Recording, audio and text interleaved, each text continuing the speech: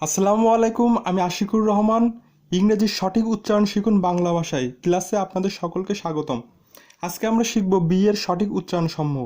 Class শুরু করার আগেই একটি কথা বলতে চাই, যারা আমার এর সঠিক উচ্চারণ সমূহের ক্লাসটি মিস করছেন তারা নিচের ডেসক্রিপশন বক্স থেকে এর সঠিক উচ্চারণের লিঙ্কটি ক্লিক করে এর সঠিক উচ্চারণের ক্লাসটি দেখে আসবেন। তাহলে চলুন দেরি না করে আমরা বি এর সঠিক উচ্চারণ সমূহ শিখতে শুরু করি। রুল নাম্বার 6, শব্দের শেষের দুই অক্ষর যদি এমবি হয় তবে বি এর উচ্চারণ হয় না।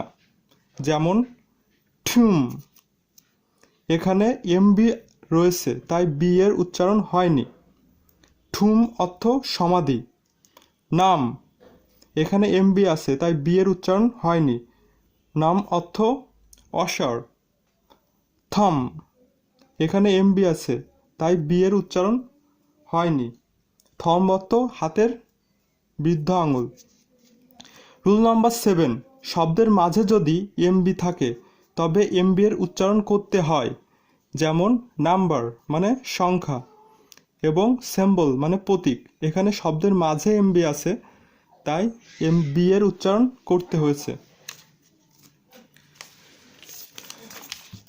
কিছু ব্যতিক্রমধর্মী রয়েছে, যেমন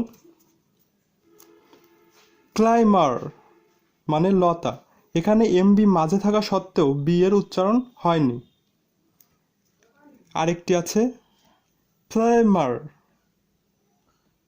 এখানে এমবি মাঝখানে থাকা সত্ত্বেও বি এর উচ্চারণ হয়নি। রুল নাম্বার 8, শব্দের মধ্যে যদি বিটি থাকে তবে বি এর উচ্চারণ হয় না।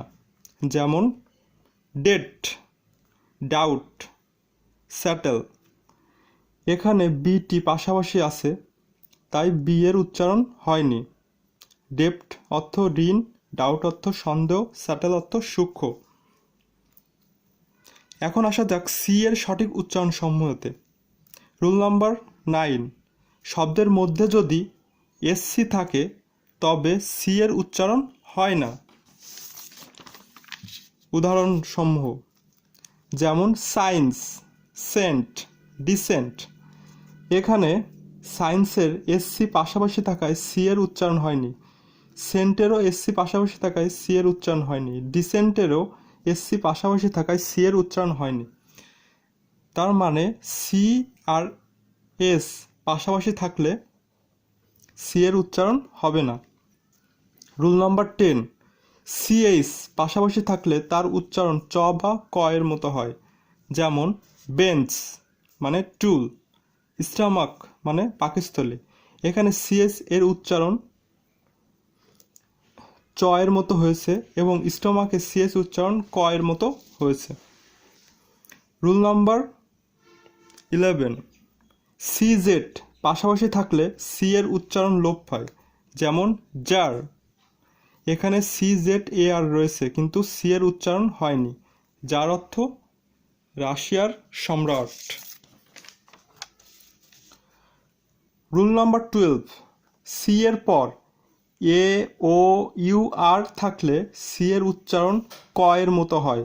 যেমন কাম মানে আশা, কাট মানে কাটা, ক্রিম মানে ক্রিম, এখানে সি এর পরে ও থাকায় এর উচ্চারণ ক এর মতো হয়েছে। রুল নাম্বার 13, সি এর পর আই ই এল ওয়াই থাকলে সি এর উচ্চারণ দন্তস্বর মতো হয়। যেমন সার্কেল মানে বৃত্ত, সেলিব্রেশন মানে অনুষ্ঠান, এখানে সি এর পরে আই বা সি এর পরে ই থাকায় সি এর উচ্চারণ দন্তস্বর মতো হয়েছে। সকলকে ধন্যবাদ এতক্ষণ ধরে আমার ক্লাসটি দেখার জন্য। যদি আমার ক্লাসটি থেকে বিন্দুমাত্র উপকৃত হয়ে থাকেন তাহলে অবশ্যই আমার চ্যানেলটি সাবস্ক্রাইব করতে ভুলবেন না এবং আমার ভিডিও সিরিয়াল বাই সিরিয়াল পেতে চাইলে অবশ্যই বেল বাটনটিতে ক্লিক করবেন। সকলকে ধন্যবাদ। আসসালামু আলাইকুম।